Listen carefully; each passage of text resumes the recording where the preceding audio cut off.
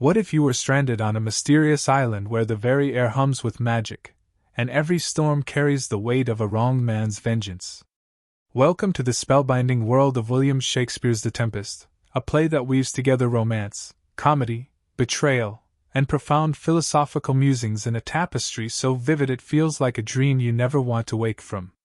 Written around 1610 to 1611, likely one of Shakespeare's final solo works, The Tempest is a masterpiece of Elizabethan theatre, drawing inspiration from tales of shipwrecks, colonial encounters, and the burgeoning fascination with the New World. It's a story that asks, can a man wield godlike power over nature and fate without losing his soul? The play opens with a scene so explosive it grabs you by the collar. A ferocious storm, orchestrated by the exiled Duke Prospero, engulfs a ship carrying his enemies. The mariner's cries, the noble's panic, and the invisible hand of magic create a spectacle that sets the tone for a tale where reality bends at the will of one man. As the tempest rages, we're hooked, wondering, who is this sorcerer, and why does he summon such chaos? This summary will guide you through the labyrinth of the Tempest, unraveling its intricate plot, rich characters, and timeless themes, inviting you to explore an island where illusions reign supreme. As the storm subsides, we find ourselves on a remote island, a place alive with enchantment, where Prospero, the rightful Duke of Milan, and his daughter Miranda have lived in exile for 12 years. Picture this: a young woman, raised in isolation, watches a shipwreck with wide-eyed horror, her heart breaking for the souls she believes are lost. "Oh, I have suffered with those that I saw suffer," Miranda laments, her empathy a beacon of innocence in a play fraught with ambition and deceit. Prospero, cloaked in his magical robes, comforts her while revealing the truth behind the tempest. It's no accident but his design, crafted to bring his betrayers to the island. Through a poignant flashback, he recounts his betrayal. 12 years ago, his brother Antonio, with the aid of Alonso, King of Naples, usurped his dukedom, casting Prospero and the infant Miranda adrift in a rotting boat.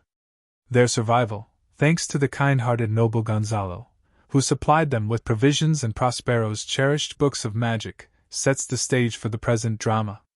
These books, brimming with arcane knowledge, grant Prospero dominion over the island's spirits, including the ethereal Ariel and the resentful Caliban, son of the deceased witch Sycorax. But here's the hook: is Prospero a benevolent ruler or a tyrant wielding magic to bend others to his will? This question pulses through the play, drawing us into a world where power, morality, and redemption collide. The shipwreck scatters its survivors across the island, splitting them into groups that fuel the play's multiple subplots, a hallmark of Shakespeare's genius in juggling comedy, romance, and intrigue. First, we meet the royal party: King Alonso, grieving the supposed loss of his son Ferdinand, his brother Sebastian, the treacherous Antonio, and the optimistic Gonzalo. Their wanderings reveal their characters through sharp dialogue and subtle betrayals. Alonso's despair is palpable. "O thou miner of Naples and of Milan, what strange fish hath made his meal on thee?" he mourns, believing Ferdinand drowned. Meanwhile, Antonio, ever the serpent, sees opportunity in chaos, whispering to Sebastian a plot to kill Alonso and seize the throne. "Draw thy sword, one stroke shall free thee from the tribute which thou payest," Antonio urges, echoing his own past treachery. This chilling moment hooks us with its moral ambiguity. Will history repeat itself on this enchanted isle? Gonzalo, ever the voice of reason, counters with a utopian vision inspired by Montaigne's essays, a commonwealth with no name of magistrate, and all men idle, all. His idealism, though mocked by the cynics, plants a seed. Could this island be a fresh start, or is it merely a stage for human flaws? Prospero, through Ariel's invisible interventions, thwarts the plot, using music and enchantment to lull or awaken the conspirators, raising the question: how much of our fate is truly ours to control? Meanwhile, Ferdinand, the young prince, has survived, guided by Ariel's haunting melodies to Prospero's cell. Here, the play's romantic heart blooms as Ferdinand and Miranda meet, their instant love a spark of purity amid the island's schemes. "I might call him a thing divine," Miranda marvels, her sheltered life making Ferdinand seem otherworldly. Ferdinand, equally smitten, declares, The very instant that I saw you, did my heart fly to your service. It's a classic Shakespearean love story, but with a twist. Prospero, the puppet master, orchestrates their meeting to secure a politically advantageous marriage. To test Ferdinand's worth, he assigns him grueling tasks, like carrying logs, which Ferdinand endures with devotion. This my mean task would be as heavy to me as odious, but the mistress which I serve quickens what's dead. This subplot captivates with its blend of tenderness and manipulation, hooking us with the question, is love a natural force, or can it be shaped by a father's will?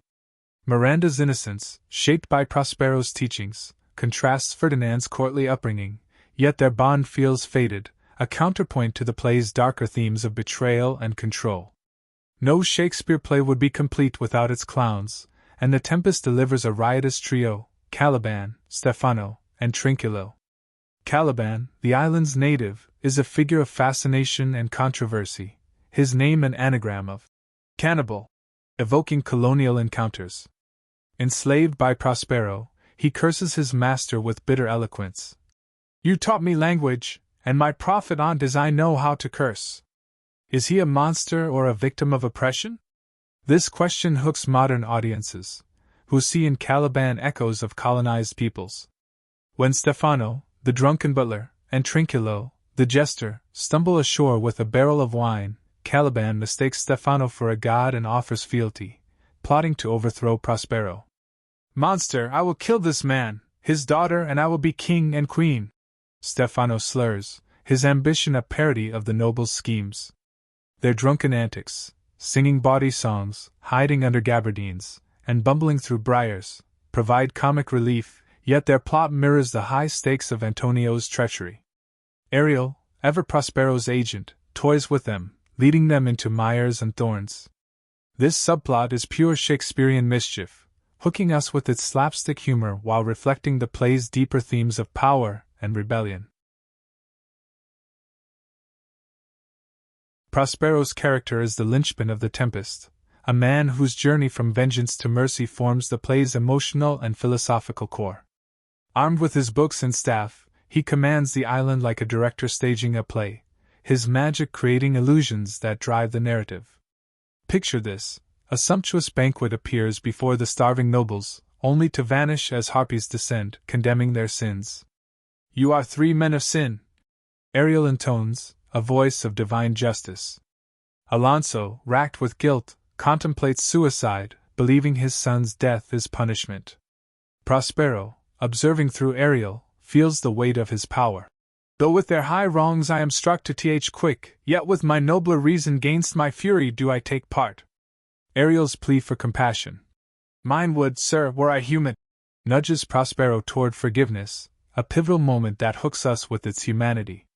The rarer action is in virtue than in vengeance, he resolves, choosing to release his enemies rather than destroy them. This decision elevates The Tempest above mere revenge tragedy, inviting us to ponder, can we let go of our grudges, or do they define us? As the play nears its climax, Shakespeare weaves the subplots into a harmonious resolution, but not without surprises that keep us engaged. Prospero stages a masque, a lavish spectacle featuring goddesses Iris, Ceres, and Juno, who bless Ferdinand and Miranda's betrothal with promises of prosperity and chastity. This interlude, rich with mythological imagery, symbolizes order restored, yet Prospero abruptly halts it, reminded of Caliban's plot. Our revels now are ended, he declares, in a speech that resonates with existential weight. We are such stuff as dreams are made on, and our little life is rounded with a sleep. This moment hooks us with its metatheatricality, blurring the line between the play's illusions and life's fleeting nature. Confronting Caliban, Stefano, and Trinculo, Prospero dispatches them with spirits disguised as hounds, a comic yet terrifying chase.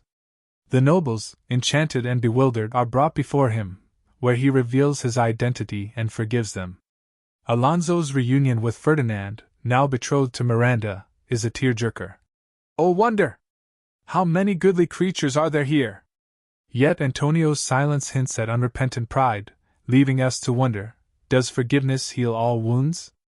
In the play's final moments, Prospero renounces his magic, a gesture that seals the narrative with profound introspection. "I'll drown my book," he vows, breaking his staff and freeing Ariel, who departs with a song of joy. "Where the bee sucks, there suck I." The epilogue, delivered directly to the audience, is a masterstroke. "Now my charms are all o'erthrown, and what strength I have's mine own."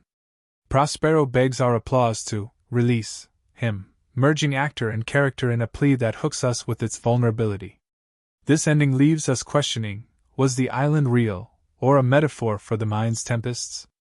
The Tempest lingers as a multifaceted gem, its themes of forgiveness, illusion, and power resonating across centuries. To fully grasp the Tempest's richness, we must consider its historical context. Written during the Age of Exploration, the play reflects England's fascination with the New World, inspired by accounts like the 1609 Bermuda shipwreck of the Sea Venture. The island, unnamed and mystical, evokes colonies like Virginia, where Europeans encountered indigenous peoples.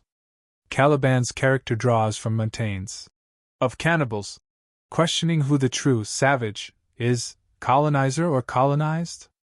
Prospero's imposition of language and order mirrors colonial dynamics, yet his flaws expose the moral cost of dominion. Miranda's brave New World speech, greeting the shipwrecked nobles, drips with irony, as those goodly creatures include traitors. This colonial lens hooks modern readers, sparking debates about power, race, and identity. Prospero's character invites endless analysis.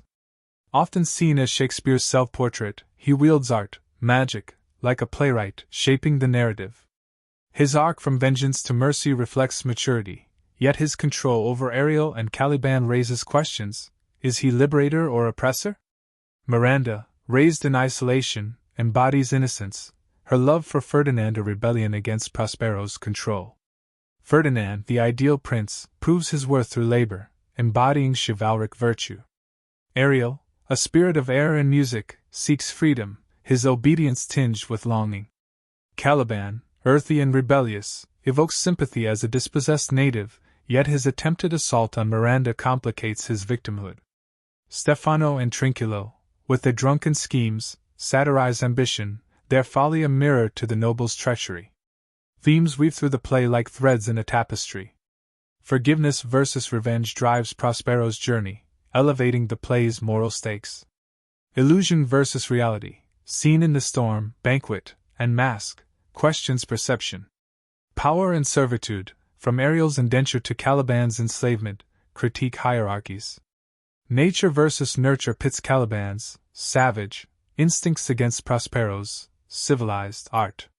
Colonialism, with the island as contested space, resonates with modern audiences. These themes hook us with their timeless relevance, inviting reflection on human nature. Symbolism deepens the play's impact. The Tempest symbolizes emotional turmoil, the island a space of isolation or transformation. Prospero's books represent knowledge's power, his staff, control. Music, through Ariel's songs, soothes or manipulates, symbolizing harmony.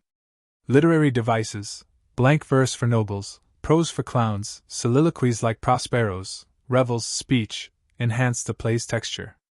Irony, as in Miranda's naive wonder, underscores human flaws. Please like and share the video. Subscribe the channel.